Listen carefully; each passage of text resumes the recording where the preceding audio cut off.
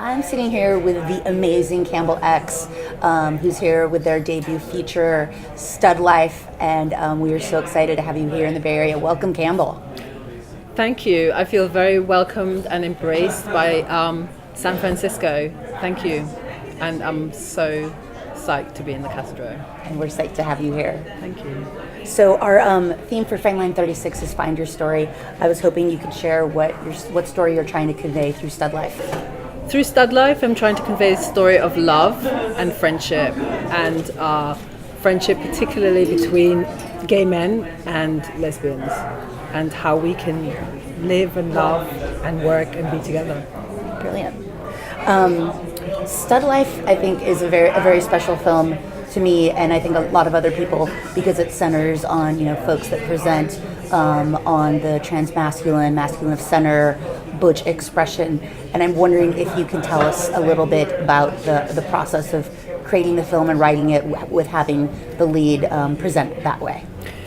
Well, I found in a very disappointing way, I've been making films since 1993, and there have been very few films made by queer people that have stud or butch or masculine center people as a central character.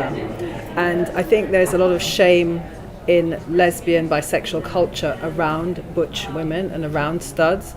And I specifically wanted to put a masculine center woman of color central to the story, so we have to look at her.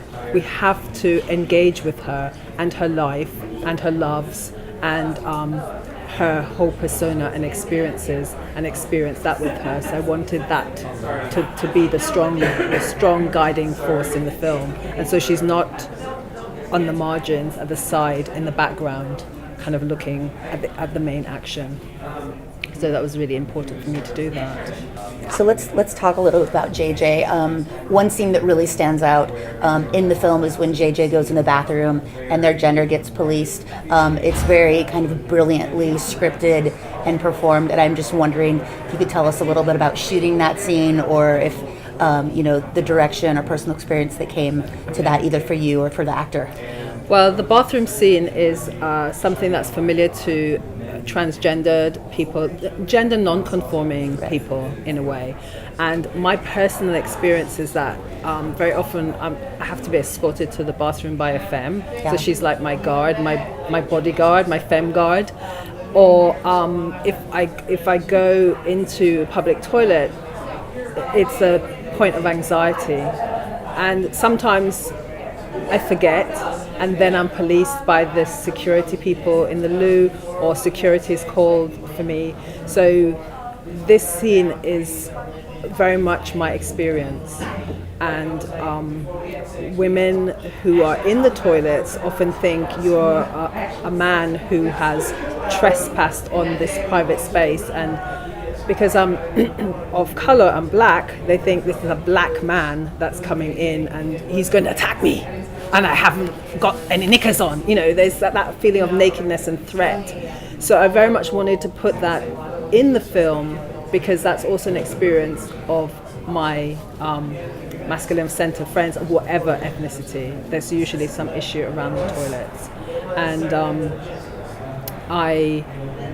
the actress who plays that, she's not like that at all in real life, by the way. She's actually the opposite. So we worked through that so that she would show disgust and fear, and because that's very often what happens when women encounter people who are masculine of center or transgender in toilets.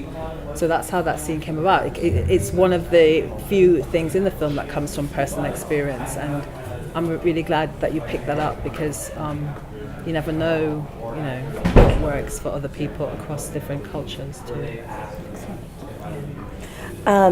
What are you hoping that audience will take away from Stud Life?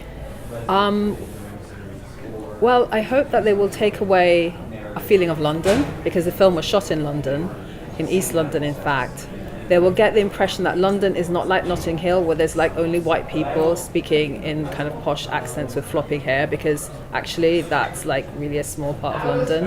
And most of us, as you can see, are multicultural, multi-gendered, multi-ethnicity. We also speak with different accents. There's the woman in the barber shop, she's got a Jamaican accent. Some people have American accents. Some people have, Cockney accents. So that's what London is. It's a place where immigrants come from, people come from other parts of Britain.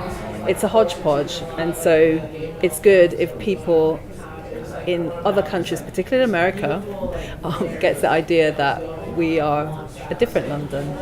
Yeah, we definitely can get a great sense of London and the vibrancy of the city. Your work definitely reminded me a lot of Ricky Beadle Blair, and it's a very bouncy film. It's fresh, it's engaging, it has great pacing, and we're so thrilled to bring it to our audiences. Thank you for bringing it to Frameline. I feel really honored that you chose the film, because when you make something you don't know how it's going to be accepted or received, and to be in San Francisco, which has such a long queer history as well, and to be at the Castro. Thank you for programming it. I really feel honored to be here. Welcome. And then I'm curious, you have been around the LGBT Film Festival for a while as a programmer, as a curator. I'm wondering, as a filmmaker and also as a curator, what queer films or filmmakers have inspired you in your work?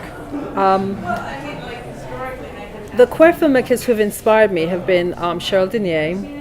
When I saw Watermelon Woman, she brought it to London and it was screened at the ICA. It blew my mind because I'd never seen anything like that before, and she made the first black lesbian film ever, and I was just like, whoa, look what's possible.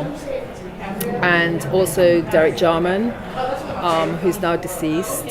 His work was very experimental, but very English, and I was very inspired by his mixing up the form, very much like Cheryl Denier, mixing forms, mixing how he used its set direction, art direction. So those are the queer filmmakers. And Isaac Julian, who's Looking for Langston, was quite pivotal for me because it was British, because a lot of the films that we see about people of colour tend to be American, and Isaac Julian just brought that all the way back to the UK. So he was also an inspiration for me. Well, thank you so much, Campbell, for joining us. We're, again, so thrilled to have you and Stud Life. We'll be screening your work here in San Francisco and also in the East Bay. And I know people are really excited to see the work and have a slice of queer London brought to them by you and your team. Thank you so much, Des. Thank you very much.